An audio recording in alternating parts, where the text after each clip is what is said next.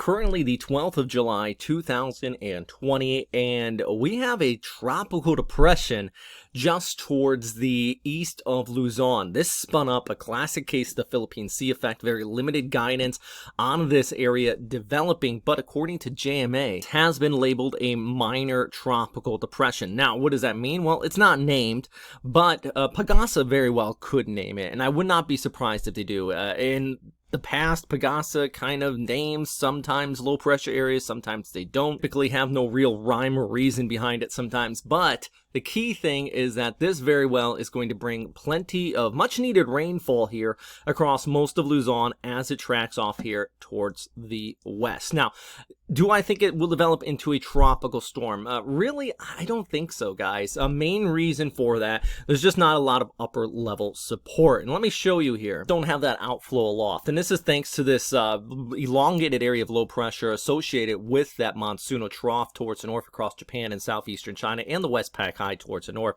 That's kind of flowing into this, providing a little bit of shear. Now, in the lower levels, though, there is plenty of inflow combined with a very warm sea surface temperature. So a lot of meteorological terms, if you're not curious about what all of that means, in short, saying there's enough instability here for development of the system as far as a tropical depression, but I don't think a tropical storm. So let's take a look at this is the 700 millibar heightened relative humidity, and I want to start off by showing you this because this is the key thing to take away from this area. As far as low level winds, yeah, could be gusty, but look at all of this moisture, relative humidity percentages over 90 to 100% moving over Luzon as we go ahead through Sunday into Monday and Tuesday.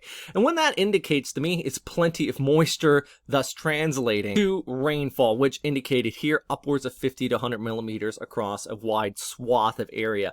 I know things have been rather unstable across this region as of late too, thanks to some dry air aloft. So this getting mixed into there means we could get some actually pretty decent lightning storms coming out of this as well. And once it comes on shore, maybe even a bit of rotation, so the chance of water spouts there in northern Luzon too. So there are impacts to be had with this area, even if it is only a tropical depression. I do want to note though, the latest run from the ECMWF actually kind of takes us towards the north and east of Luzon, still creating that increased inflow of moisture and providing plenty of rainfall out here, but it actually kind of straddles and pulls it off there towards the north. So in general, maybe you might not see a direct landfall of this area of low pressure, but still that increase of rainfall across the region. And I can't stress enough, that really is going to be the biggest impact. I know on satellite imagery at this specific time, looking at it and going, whoa, and I admit too, when I first looked at this, I went, yeah,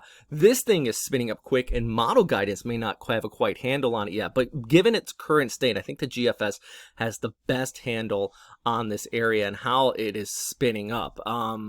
Yeah, it's interesting. I said, though, regardless if this does become a named storm system or not, which I'm not going to remove off the table, it's just very unlikely, I think. Look at just this entire complex of thunderstorms here, moving across the Philippine Sea towards the west, fueled by plenty of warm sea surface temperatures. That is going to bring some pretty good thunderstorms and rain showers as we go ahead through tomorrow and the day after. So yeah, guys, stay safe out there, stay dry, keep posted with Pagasa. I know they're tracking this, even though they don't have official warnings out on it, but it's interesting regardless. All right, thanks for watching.